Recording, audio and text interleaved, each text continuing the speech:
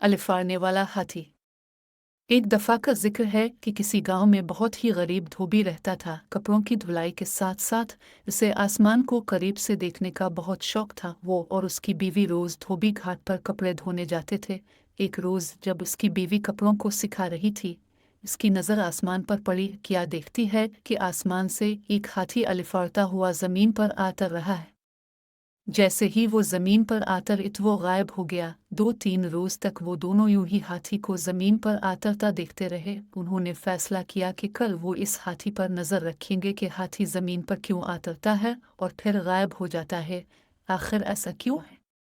अगले दिन दोनों शिद्दत से इस हाथी का इंतजार करने लगे। आसमान पर बार बार नजर दौड़ाने लगे। जारी है। आखिर उनको आसमान से हाथी जमीन पर आतरता नजर आ ही गया।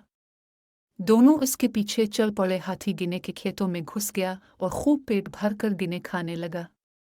हाथी का पेट भरा और अलिफाड़ने की तैयारी करने लगा। जैसे ही इसने अलिफाड़न भरी, दोनों मियाँ बीवी ने भी हाथी की दाम पकड़ ली और हाथी के साथ अलिफाड़ने लगे। हाथी आसमान की बुलंदियों को पहुंचा तो धोबी क्या देखता है कि एक पहाड़ हीरे सोने के जवाहरात से चमक रहा है।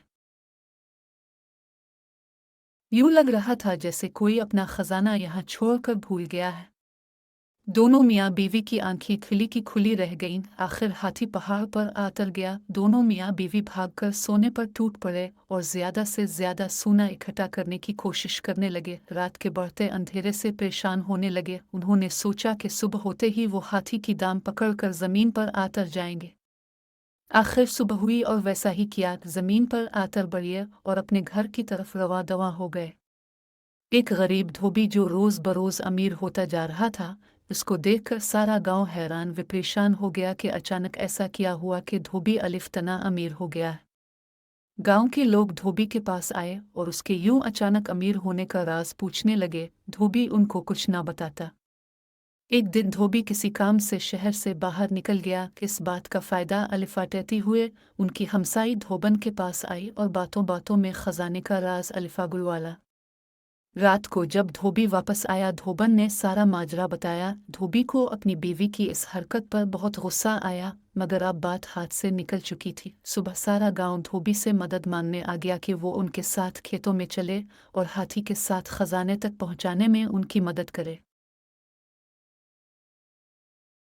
ये सब सुनने के बाद धोबी के दिल में लालच पैदा हुआ कि वो उनके साथ जाके और खजाना इकट्ठा करके लाएगा। ये सोचकर वो उनके साथ जाने के लिए राजी हो गया। अगली सुबह सारे गांव वाले खेतों की तरफ निकल गए और आंखें आसमान पर जमाए बैठे थे। हाथी जमीन पर यात्रा और गिने खाने लगा। सब गांव वाले इस ताक में थे कि जैसे हाथी गिने खा के फारिग होगा तो सब उसकी दाम पकड़कर इस खजाने तक पहुंच जाएंगे।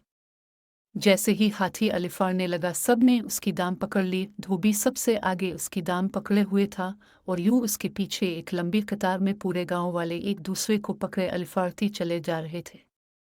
सब गांव वाले आपस में बातें करने लगे कि वहां इतना खजाना होगा कि हम सब लेकर आ सकेंगे। किसी ने कहा, खुद से सोचने से अच्छा है कि हम क्यों ना धोबी से पूछ लें। एक गांव वाले ने पूछा कि वहां कितना सोना है। धोबी खजाने की लालच में गांव वालों के साथ चल दिया था। दाम को छोड़ते हुए हाथों को फैलाकर कहने लगा, इतना ज्यादा। ये कहने की देर थी कि सब के सब जमीन पर गिर पड़े और हाथी मजे से आसमान में अपनी अलिफाड़न भरने लगा और गांव वालों को उनकी लालच की सजा मिल गई।